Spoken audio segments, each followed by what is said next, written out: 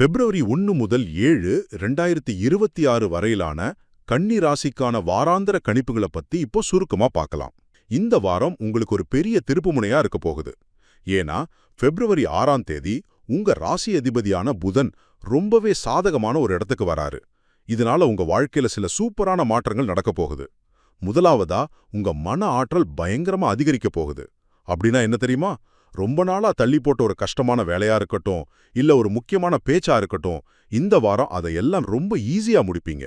மணிக்கணக்கில் யோசிச்சு எடுத்த முடிவுகளை எல்லாம் இனிமே நிமிஷத்துல எடுப்பீங்க. இந்த தெளிவு உங்க தன்னம்பிக்கையை அப்படியே பூஸ்ட் பண்ணி தேவையில்லாத பயத்தை எல்லாம் போக்கிடும்.